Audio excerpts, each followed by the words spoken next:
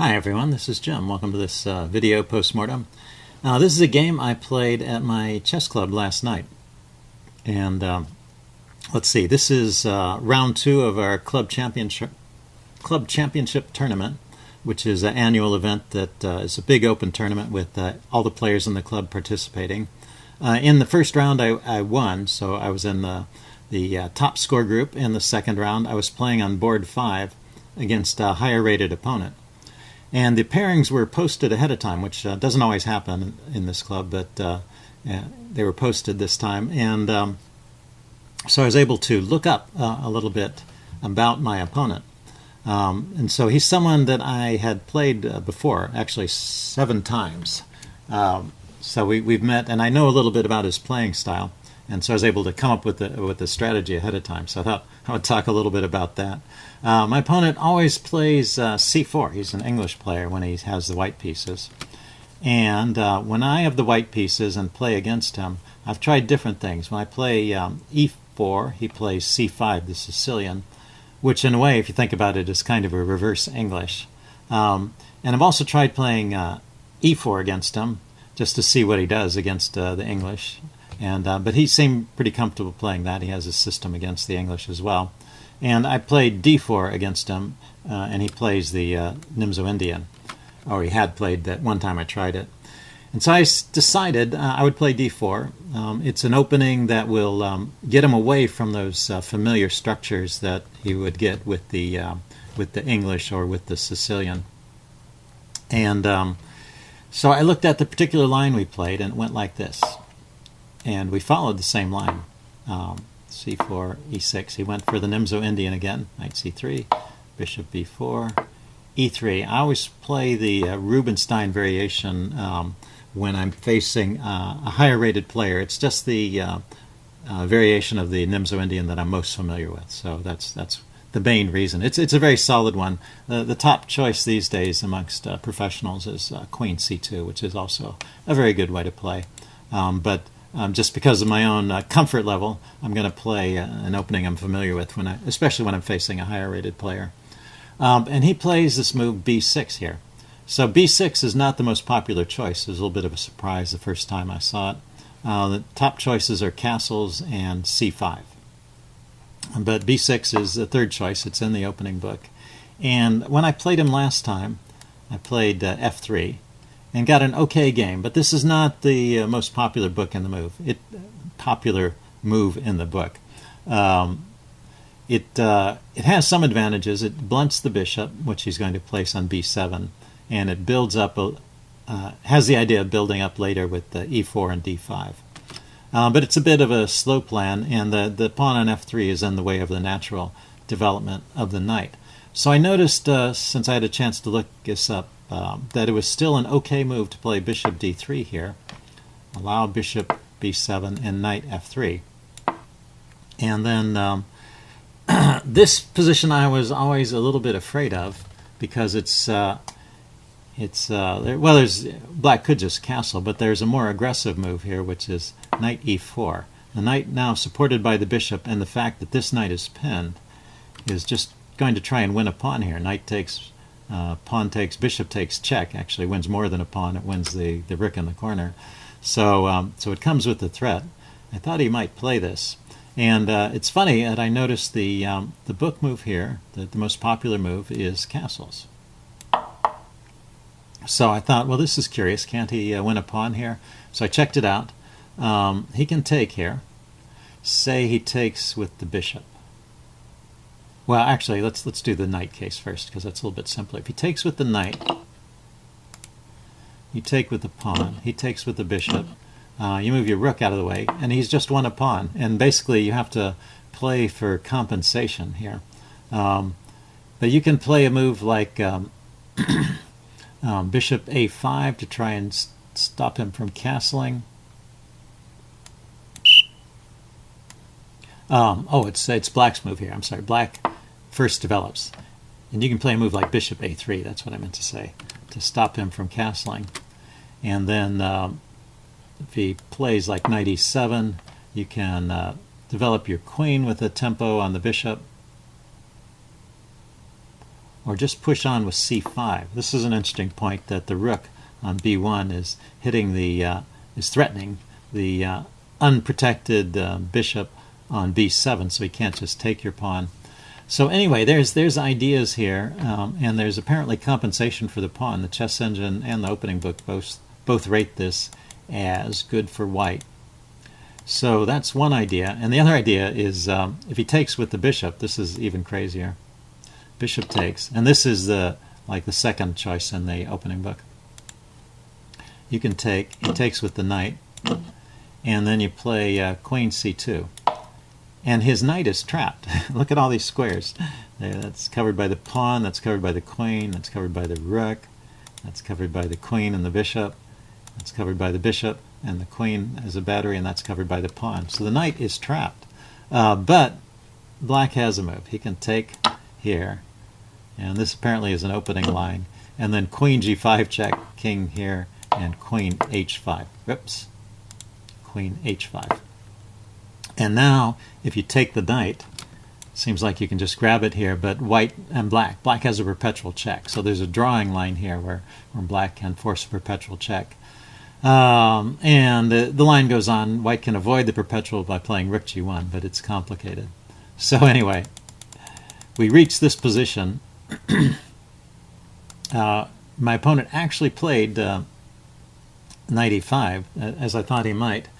And you know, I didn't think he was going to go in for those complications. For one thing, he's a higher rated player and he doesn't want to settle for a draw, and it just didn't seem like it was going to be his style to go in for those complications. So I was planning to just castle here, but when I got this position on the board, I wasn't sure I could remember all those variations, and I started thinking about other options. So I actually spent a lot of time thinking at this position, particularly about the move queen b3 or queen c2. Queen b3, I think, is a playable move here. Queen b3. He could take here. A check, I take back, and then knight g5, going after my knight. I don't know, this looked a little bit scary to me. And I didn't like the idea that he might take here with his knight, and threaten to take on f3 here and mess up my pawns. Although it turns out that I have time to do something about the knight. I could play e4 here. So this would have been a way to play. I could have done that, and I just wasn't quite sure about it. And I remembered that castling was a move. And so after knight e4, after thinking about it and not being sure about those other lines, I decided, let's just go with this. And he played, instead of taking, he played f5, which is the other move in the book, and what I had expected. So, but this is as far as my opening preparation went. So I didn't have a plan at this point. I just knew that this was a playable position, and so I was looking for a move here. And it turns out that the most popular move here is queen c2, which makes sense. If we look at those other lines, it's similar. He can take, and I'll get enough time. If he takes with the knight, I'll take back, hitting his bishop, and then I'll have time to defend my knight. So that's okay, but I was still worried about those lines where maybe my knight on f3 gets taken by the bishop and I get doubled pawns over here. So I played the move knight e2, which was, it turns out, the second choice in the opening book, so we're still not too far afield.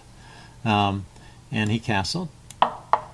And then I played the move a3, kicking his bishop. Now the bishop can't exchange itself for anything. I just didn't want to. I just didn't want the bishop staying here. Plus, I need to make room for my bishop. It's got to develop somewhere. And I thought I didn't want to trade off these pieces. I just would rather chase his bishop away. It's got to come in this direction. If it comes back here, it gets trapped.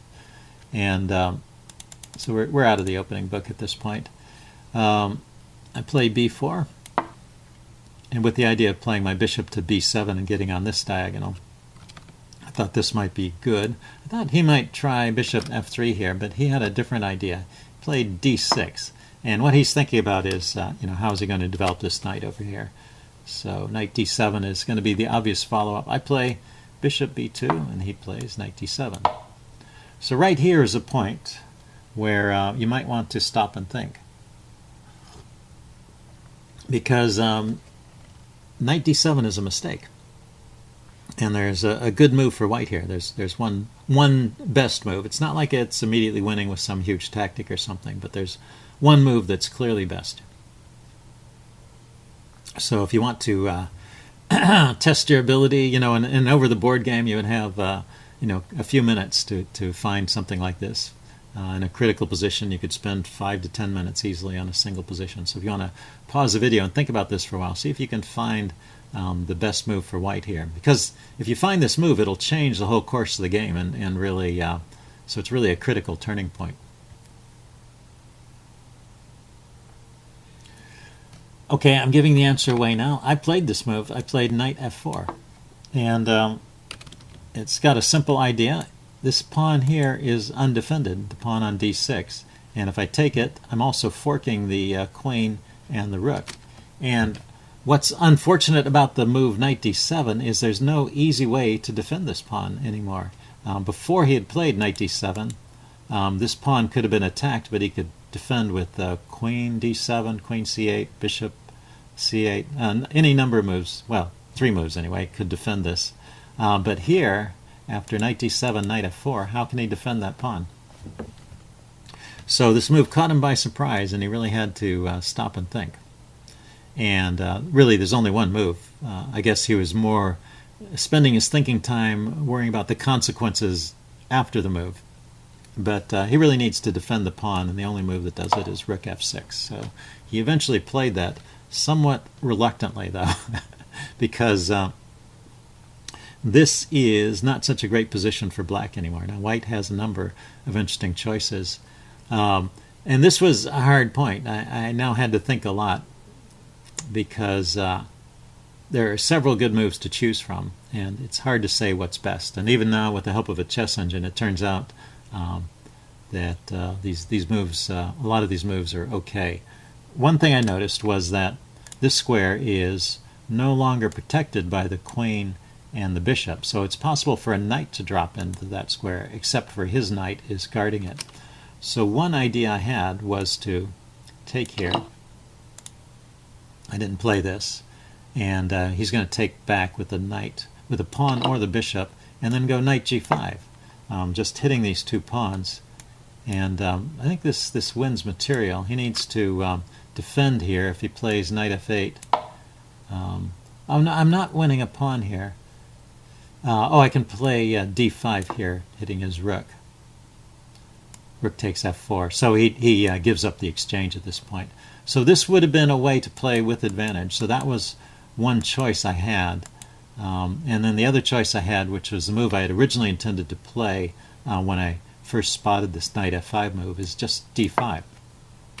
It's a kind of double attack. It's hitting his rook, and it's hitting d6. And if he pushes on with d5, I figured, well, I can always play knight d6, and this knight on the d6 square is going to be a real pest. So the best move here would be to push on with e5. He didn't play that, but let's take a look at what would have happened with best play from black. The knight comes in here to e6. That's what I was planning. And then I thought he would drop his queen back to c8. Notice the knight is hitting c7. So in this position, his queen can't go to e8, because knight c7 would fork the queen and the rook, and it can't go to this square because the knight's guarding it. So either c8 or b8 are really the only squares that, to defend that pawn and avoid losing material. And I just thought this would be good. I've got this knight here. The engine says I should follow up with knight to h4. I'm not sure I would have found that, but going after this loose pawn here. It's interesting. The chess engine thinks the best move for black. So after I should finish that thought. After knight h4, I'm still not immediately winning material. It's just a positional advantage, but it looks like a pretty good position. Just with my infiltrating pieces, my queen is ready to come into the game, and maybe I can play f4 at a critical moment and undermine this diagonal. In fact, the engine is indicating f4 already is a playable move. Okay, so pretty good for white, but not yet winning material. It's interesting, the engine gives it a +1 advantage for white, though, so almost as good as winning material. What the engine recommends at this point is, rather than going down that line, going ahead and giving up the exchange at this point is the best way to play. And then knight to f8. And he's going to get a pawn for the exchange. And then I can regroup with my knight and chase his knight away from here. So what my opponent chose to play was giving up the exchange in a different way. He took this pawn, left his rook hanging, and I could just take back. I didn't see this during the game. I could just take back, and let's see how this would go. This is the top choice. C takes d5. Let's see. This is defended, so he can't grab that pawn. His rook is under attack, and if he moves the rook, my knight's still coming into e6 with good effect. The engine recommends knight e5, and then rook c1. Yeah, this is another thing I'd noticed, that this pawn is still weak. With the knight on e6, I'm going to be able to gang up on his c7 pawn. Okay, so that's a different way of playing. I took the rook immediately, which is still good. Bishop takes, but he gets a tempo. So knight d4 maybe. Knight d4 is the engine suggestion here. I played the second choice, rook c1, but still keeping an advantage for white. I just want to protect this pawn and get my rook out of take. And now he could try c5 here. He took, and I took back. And the king went to h8. And so the dust is cleared, and what have we got? I've got a rook for a bishop. So he has the bishop pair, and he has a pawn. He's got 4 against 2 over here, and I have 4 against 3 over here. So the combination of a pawn plus a bishop pair is, in material terms, it's close to being equal. The bishop pair is worth maybe half a point, and the pawn is worth 1 point, and the exchange is worth about 1.5 points, or maybe a little more. So just a slight material edge for white. But the engine is rating this as strongly in white's favor, so the rest of white's advantage just comes from the activity of his pieces. I guess black's pieces are not yet well coordinated. I've managed to evacuate this dark square diagonal, so this nice-looking bishop with a long diagonal is not hitting any serious targets. His biggest idea in this position is knight to c3. He can post a knight here and make my life uncomfortable, and that happens. But there's no immediate way for him to take advantage of that. So anyway, the engine is recommending bishop d5 right here. I don't know why I didn't play it. Bishop d5 is a really good idea. Because I need to kind of simplify things. He can play bishop a6, hitting my rook. Knight e6, hitting his queen. Queen b8 or e7, and now knight takes c7. So the engine just leaves the rook hanging there and goes after more material. That's an interesting way to play.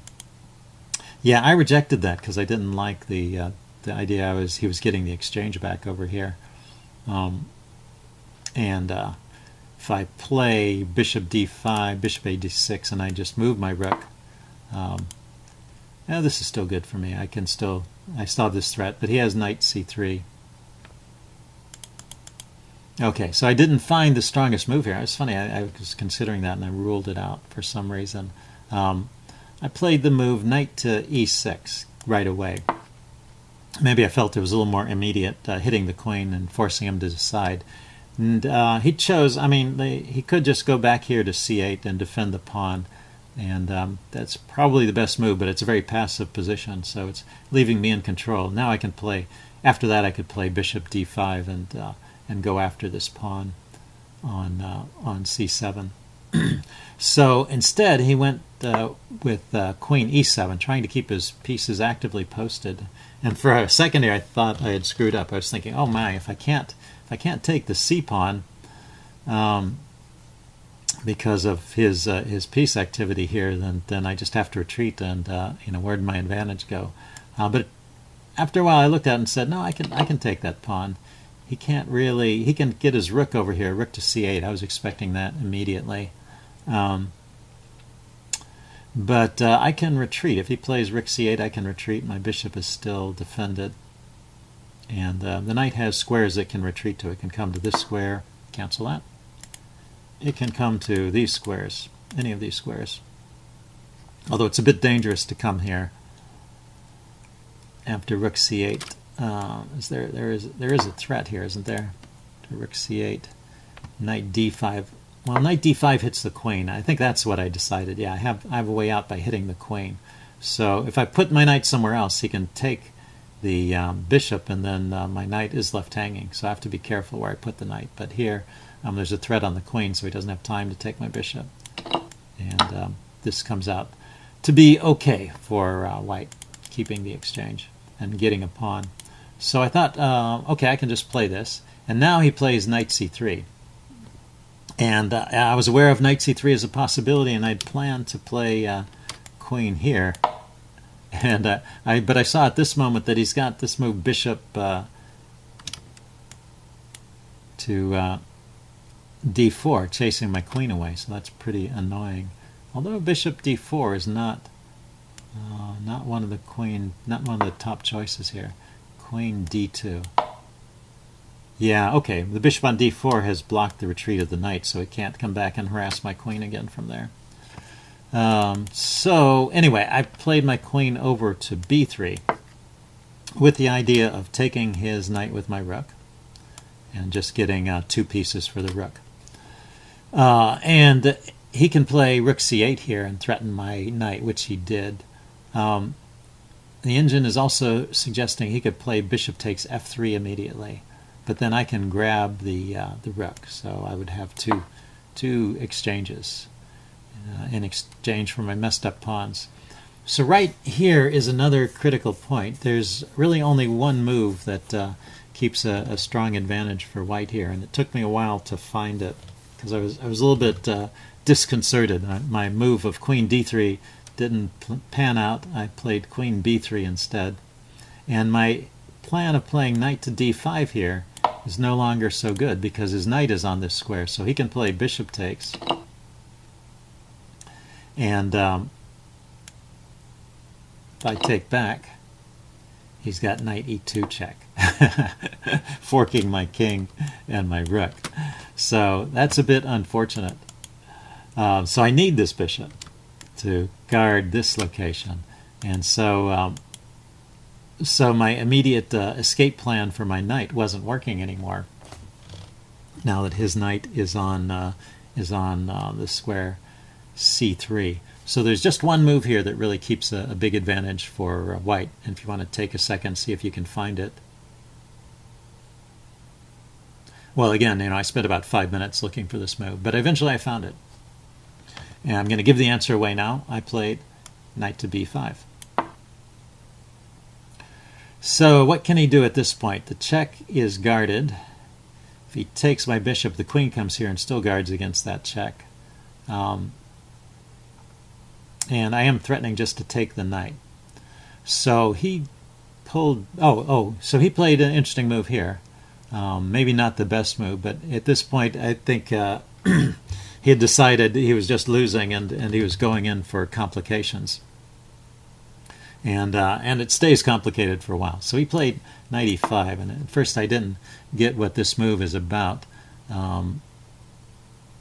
But there are some points to it. First of all, his knight on d7 is not doing a whole lot. It's not really hitting any important squares.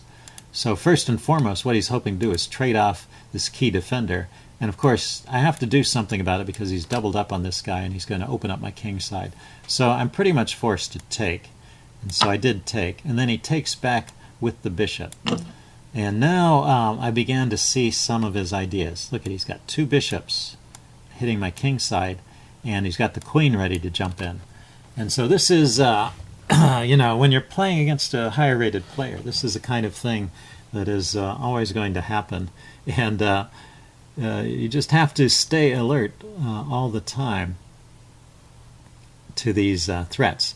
And I was nearly panicking here because this threat of bishop takes is pretty strong because he can sacrifice the bishop there and come here with the queen check, and then his bishop is already targeting g2, so if the queen gets in, he can checkmate me on g2. So I do have to be careful.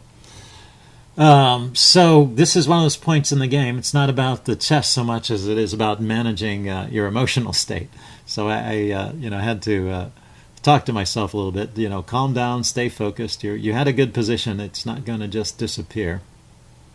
You just got to find the best way to defend this. And I found what turns out to be the best move. The engine is recommending this move. It is possible, just to put it out there, that it is possible just to take here. And this is one of the ideas I considered. And then he can take with check. I take, queen comes here, check. I go back. And then he's got bishop takes g2, continuing the sacrificial attack.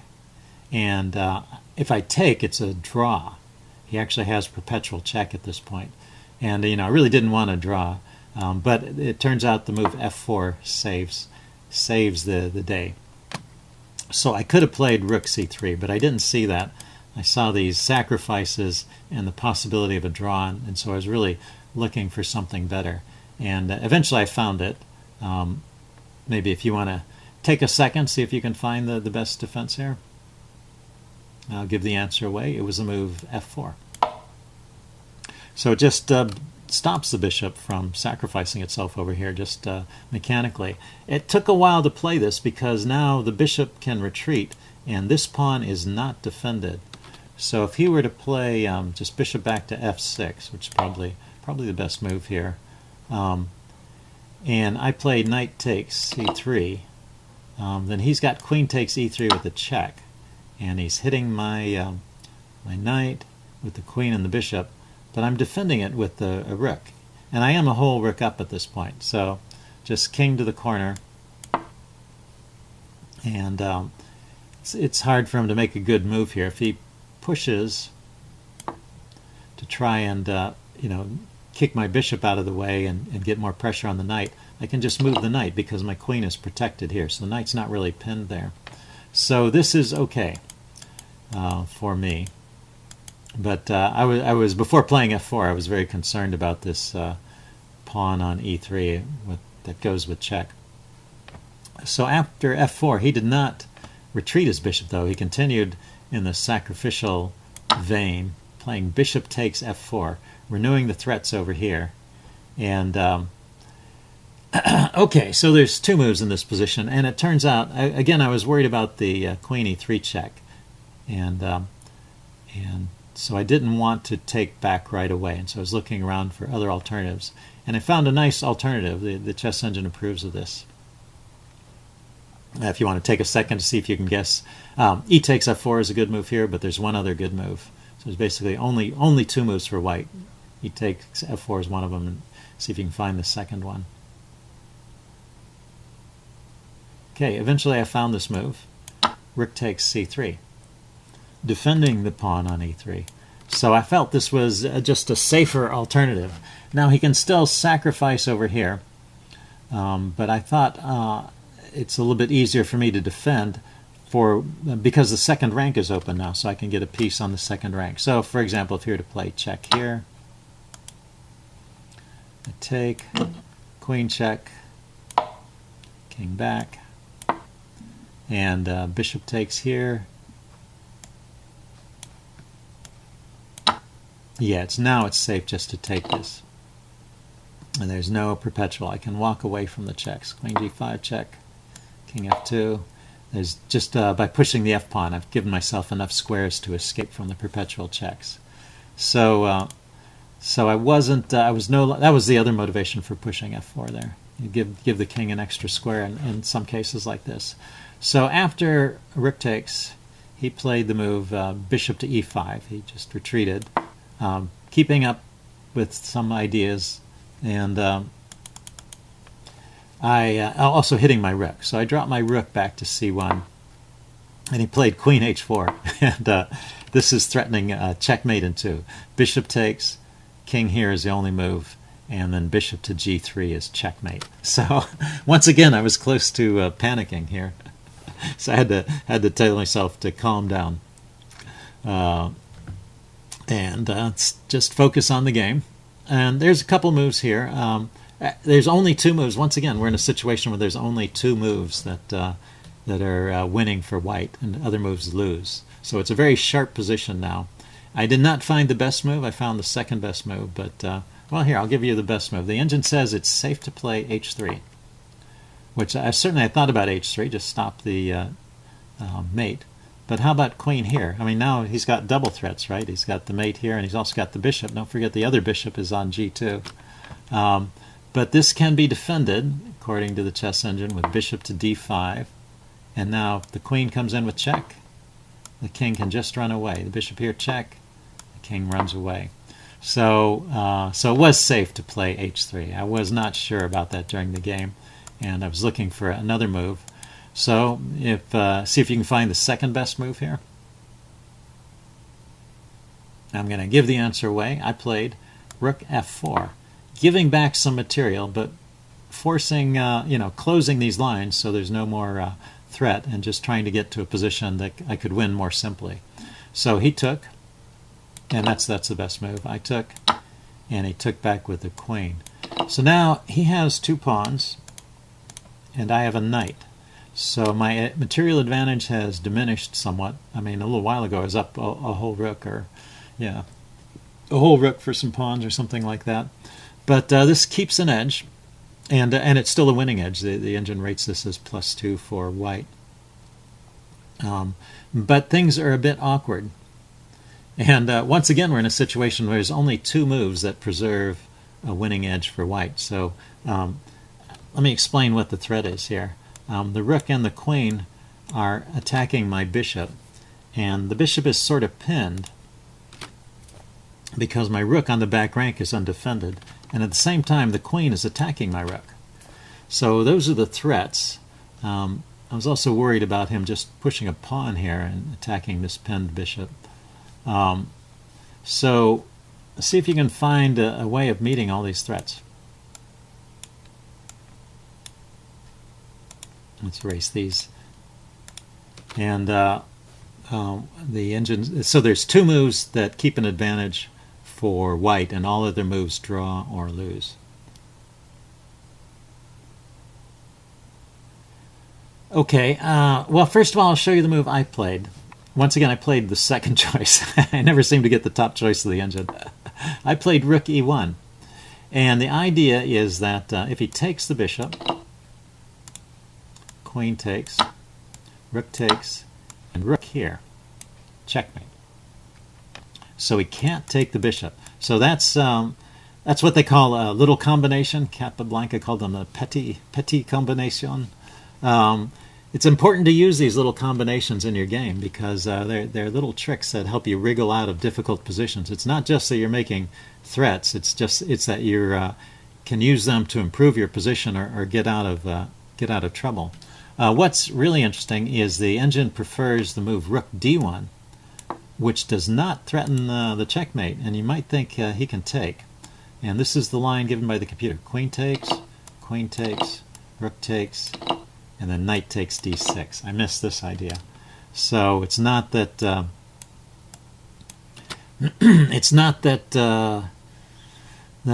mate threat is so severe. Well, the mate threat does come into it because this fork only works because if the rook drops back to defend the bishop, you can just take it. And he has no time to take your knight because of the mate threat. So it comes down to the mate threat again. But in this line, I got a pawn as well. So that's pretty interesting. Rook d1 could have been played there too. So the two answers there were rook d1 or rook e1, and I played rook e1. And now he went queen d2, attacking my rook. At this point, he was getting low on time. He'd been really thinking hard the whole game, and looking for these tricks and trying to find ways to turn the tables. At this point, he's moving quickly, and so this is not a particularly good move. But once again, there's only one move for white. Well, the other cases there was one or two moves. So he's threatening to take my rook, And how do I defend it or move it? Is it safe to move it? Well, I'll show you what I was afraid of, first of all. Rook e2 was something I saw. Oh, yeah, that's the other threat. He's threatening. There's two things. Let's be clear about this. He's threatening checkmate, right? So I was thinking, well, maybe I can defend like this with rook e2, chasing the queen away. But he's got this check here. And then the king could come out here, and then he's got this check here. And now, maybe this is a draw. Maybe even black is doing better. The engine, yeah, okay, the engine changed its mind. It rated 0, 0, 0. So that's just a drawing line. So how can I keep my winning chances while dealing with the threat on the g-pawn and the threat on the rook? And once again, there's only one move. This one's not hard to find, so there's one move that defends both threats. See if you can find it. Okay, I'm going to give the answer away. It's queen g3. It's kind of an obvious move, although in my somewhat semi-panicky state still, it took me a while to find it. But it's a simple move because it's just defending directly the two threats. And it's just holding on to everything. I keep a piece up. And now there's really nothing here for black. He tried bishop to d5. And these moves were just made in time pressure. I don't think there's any big threats anymore. I can just take it. He takes. And now I can grab the pawn. And now with my extra piece, he's only got one pawn for the piece. I'm going to win pretty easily. I found one more good move at this point, but there's several good moves here. But I thought this was a nice move.